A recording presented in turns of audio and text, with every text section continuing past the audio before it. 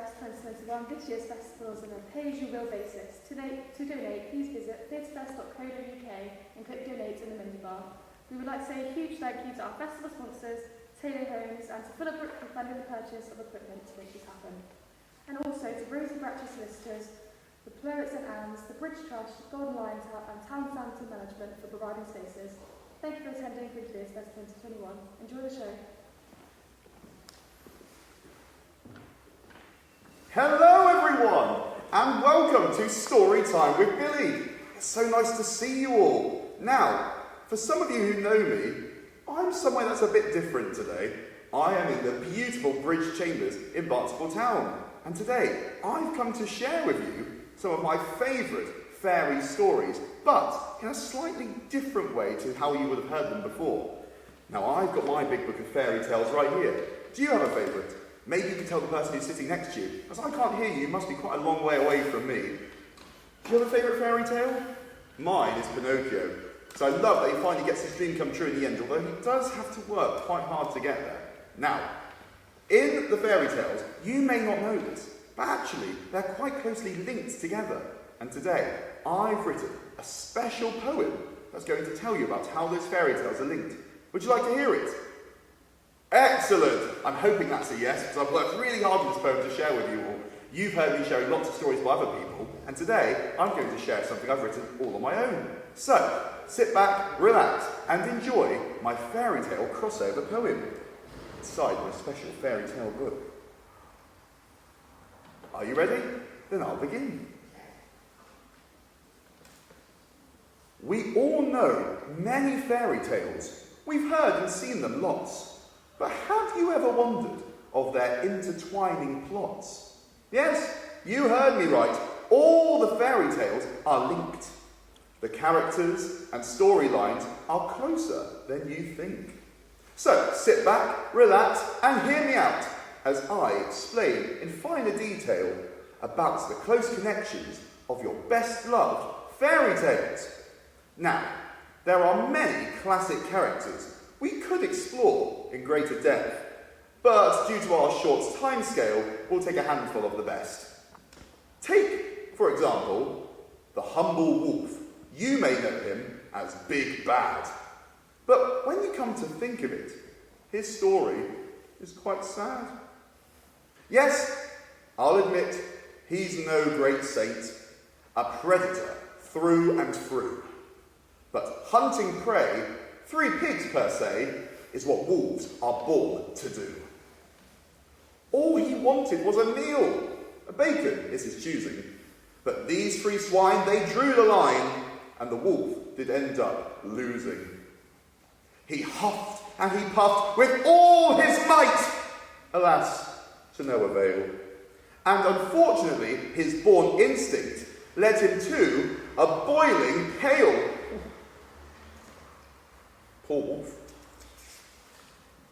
So, when his hammy quest did fail, he stopped into the forest. When he did spy with his big round eyes a little girl skipping through it. Now, as I've said already, a wolf's instincts are to munch. And feeling starved, his claws he carved. He wanted to make this girl his lunch. Through cunning wit and nasty lies, he led the girl astray and decided that he'd rather have a gran for lunch that day. You may begin to wonder why I said his tale is sad, when all his choices up to now have been inevitably bad. But whilst our lupine friend was strong, and he had a cunning plan, he hadn't quite depended on the fierceness of man. Us humans can be quite dangerous. We cause animals such strife. But if the wolf hadn't been so gluttonous, he may still have his life. Do you think that it was fair that despite his many quibbles, the poor wolf's life was taken for one too many nibbles? The executor, you may recall, why, a huntsman in the woods, who was more than keen to hunt a beast, who was rightly up to no good. Now, I did say these stories would find a way together, so listen on, and I shall tell you something very clever. Now, the huntsman that we just discussed, who saved Little Red and Grandma, was also linked to royalty. Yes, Snow White and her stepmother. Yes, he'd friends in higher places and a job that paid quite well.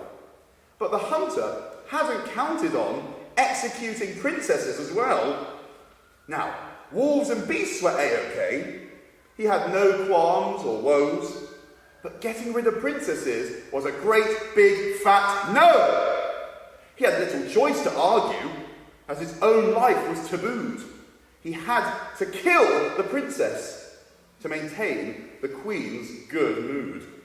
So, on his miserable mission to exterminate the lass, he made a pact to save her, though it might bite him in the ass. The wicked queen did screech when the hunter failed his quest. So she sent him to be silenced for not doing his best. So, what's the moral of the story here as the wolf and hunter perished? Were they both as bad as one another? Or should their memories be cherished? What do you think? We can all make mistakes in life as we try to save our backs. Though our intentions may be good, it's common sense we sometimes lack. Anywho and anyhow, I hope you spotted a connection between some classic stories that we hold in great affection. I wonder if next time, when you read a rhyme or treasured fable, that you can spot a bond or tie, morality or label. Of course, you could just read a book without intent or agenda and just enjoy the fantasy, action and adventure. Stories mean the world to me. They teach us lots and lots. They help us to escape a while when the world has lost the plot. They help us to appreciate the ones that we hold dear.